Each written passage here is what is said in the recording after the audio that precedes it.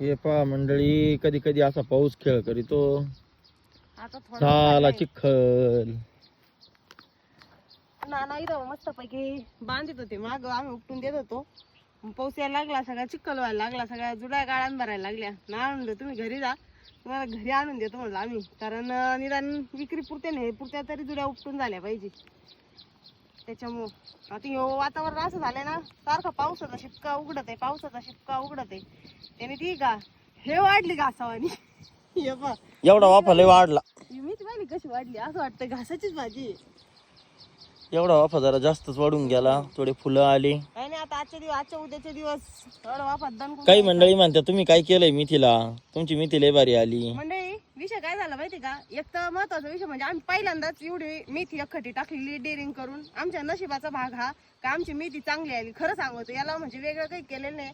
आणि महत्वाचा विषय म्हणजे हे वावर जे ते सगळं गिन्नीचं वावर होतं. आम्हाला बरेच जण म्हणे गिन्नीच्या वावरात करून राहिले, आणि गिन्नीच्या वावरात होतं म्हणून आम्ही ओपन गोठ्यातलं जे शेणखत आहे ते कुजलेलं चांगलं, म्हणजे बरेच दिवस झाले तेव्हा ते असं थप्पी मारून ठेवलेलं होतं. ते शेणखत सगळ्या वावराला टाकलेलं आहे, भरपूर प्रमाणात शेणखत टाकलेलं आहे कुजलेलं. तर हा शेणखताचा पण इफेक्ट असू शकतो. आणि दुसरी गोष्ट म्हणजे अशी की आजूबाजूला भरपूर पाऊस आहे, इतका पाऊस आहे का काही काही ठिकाणी अक्षरशः पूर आलेला आहे. पिकं सगळे नापीक झालेले, म्हणजे सगळे वाहून गेलेले. आमच्या इकडे पाऊसच झालेला नाही. पाऊस नसल्यामुळे आमची मेथी म्हणजे एवढी खास काय जळणी पडली नाही.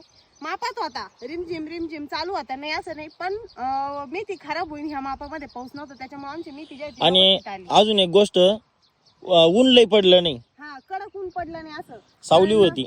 आणि कधी मध्ये जर ऊन पडलं तर आम्ही कडक उन्हात पाणी देत नव्हतो. रात्रीचे रेन पाईप चालवायचो आम्ही.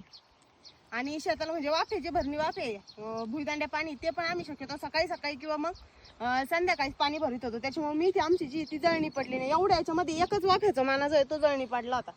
त्याच्यामुळे मेथी आपली एकदम टक्कर मध्ये. याला वेगळं काही असं खास काळजी घेतलेली नाही, नशिबावरती सोडून दिलं होतं. शेतकऱ्याचं तसं सगळ्याच गोष्टी बहुतेक करून नशिबावरतीच राहत्या.